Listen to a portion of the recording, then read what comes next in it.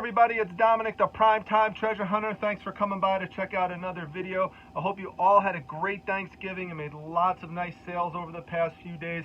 I actually just made one. It's a set of 3 DVDs, which you could see right here. And as I was getting ready to pack them up, it made me think, you know, there's a lot of new sellers who have come to this channel who have lots of questions about packing things up and shipping them. And lots of people worry about that everything has to be shipped in a box. Well, when I say everything, I mean hard goods, so things besides clothes. And that's not necessarily the case. And it's especially relevant because particularly people who are starting out that are new into reselling, you're not always going to have the right size box. Now, don't get me wrong, this could fit into a small box, obviously, but maybe you don't have that around quite yet. Maybe you haven't built up all of your shipping material inventory, and maybe you just have some large boxes around. So you don't have to worry. That's the point of this video. You don't have to worry about always having to run out and get the perfect size box. If you're just a little bit creative and you could use some scissors, then you could create custom size inner boxes for things. What I mean by inner boxes is you're actually creating protective material around the item yourself by customizing it, and then you protect it on the outside either with an envelope or it could be a cardboard envelope, or it could be a manila envelope, or it could be a polymailer envelope, something like that. But the point is you could customize it yourself and not always have to put everything in a bigger external box. So let me show you what I mean. I'm going to point the camera down and I'm going to show you kind of this technique here. Okay, so what we're going to do here is all we're going to do is protect it with some bubble wrap. So we just want to get 2 pieces here, and obviously you'll just fit it to size, and just going to cover it up like this and just fold it over, put a few pieces of tape on it like this, and just get it nice and secure on there, fold it over there, and then we'll just kind of tuck it in like this. Over here, just like you're wrapping up a Christmas present. So we'll just kind of tape it tight right there, tape it tight right here, another piece here, and then we're just going to flip it the other way around. Okay, so now we've got it in the bubble wrap, and all we have to do is protect it on the top and the bottom with 2 pieces of strong cardboard. You're going to want to leave some margin on the top, leave some margin on the bottom, and leave some margin on either side. This is so that if it moves around a little bit once it's shipping, you're going to be okay in terms of it not getting damaged. We're going to have a piece like this, and once you cut that first piece, by the way, use this as a template when you're cutting up your other piece, so that you just take your scissors and you just cut right around it to size, so you don't have to waste time trying to find the perfect size twice. So just use this one as your template piece. So we're going to put this right on the bottom, and we're going to put this one right on the top. So you're basically making a sandwich with your item. And you see here, you have a little bit of a lip here. That's exactly what you want. This way, it doesn't get damaged once it's shipped. You see there's a little bit of a lip, right there. So I'm just going to tape it, and the way you want to tape it, it really helps if you have a 3-inch tape gun as opposed to a 2-inch tape gun. This is the 3-inch tape gun. I have a link to it down below in my description section if you're interested in it. I do make a little commission off of any of those purchases. And you're just going to put 1 piece of tape down the middle like that. This will provide an extra layer of protection once it's getting shipped, because anything bangs up against it like that, it protects your item. So you also want a piece here and a piece here. So I'm going to put one on the other side as well, just to keep it sturdy so it's easy to maneuver.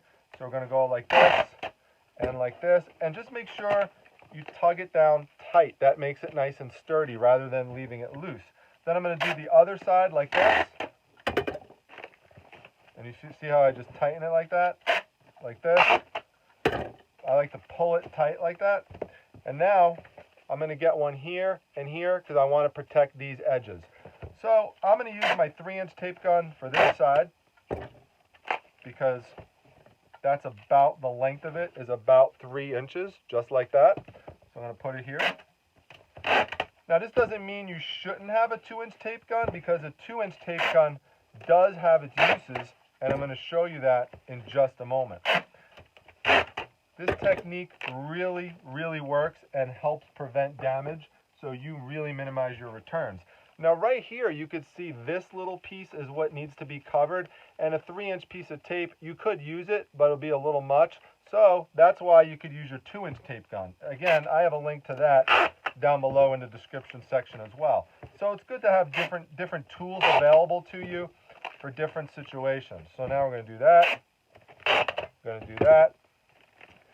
And we're going to do this right here.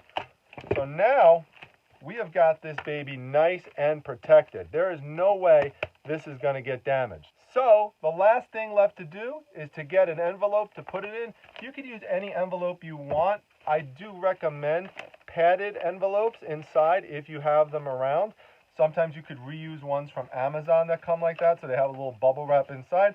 Gives it a little bit of extra cushion, but if you just have a regular manila envelope, a clasp envelope, that will work okay too.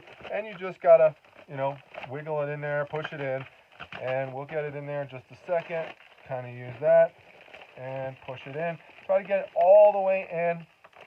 We're gonna just close it tight right here. Just close that flap. It's important to try to keep everything tight so that there's not room for things to move around. You really want to cut down on air pockets and that type of stuff. Now, I don't like to leave these little flaps around. Some people will just send them that way, but what happens is that these things could rip like that. So I don't just trust the regular tape. I like to tape down the edge like this. So I'll just take a piece of tape right here, and what I'll do is I'll just fasten it down like that. And I'll do the same thing over here. I'll just push down that little tab, and I'm just going to put a piece of tape here. And I'm going to do that here as well. I don't like these little I call them dog ears. I don't like these dog ears sticking out. I love dogs, but I don't like dog ears on my packages. So I don't want them to create any problems. Same thing here. Some might say it's overkill, and I could get that, but that's just the way I do it, and it doesn't cause any problems, and so I like to keep my streak alive. So then I'm just going to tape it down like this all the way around, like that. It's the advantage of having a tape gun. If you don't have one, we'll do the same thing here, like this. And now we are all set. This thing is not going to get damaged, and basically we are all set. This thing is good to go. I mean, it is rock solid inside. There is no way this thing is going to get damaged. You basically created a custom internal box. You don't have to worry about having the perfect size box. All you have to do is have some stray pieces of cardboard around, and you just have to have an envelope to put it in. So remember, this is good for these nice type of light items like books or plane kits or DVDs, little sets of them and stuff like that. And there's other things you could use, and you don't want to put anything that's like, super breakable in there. Those things have to be in a box. But for things like this, you could protect them well with that bubble wrap and that cardboard, and you are all set. This is a very, very good system to have, good option. Also helps to cut down on weight as opposed to having all cardboard and a big giant box, that kind of stuff. Then you have to fill it with fill so that it doesn't move around.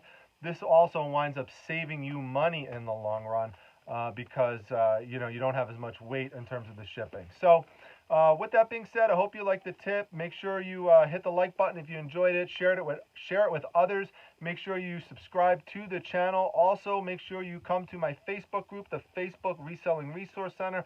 The link is down below. We're getting closer to 5,000 members in that group in less than a year. So come be part of it. You'll really enjoy it, I think. And also, make sure you follow me on Instagram. That's prime_time_treasure. I'll see you all at the next video, everyone. Take care.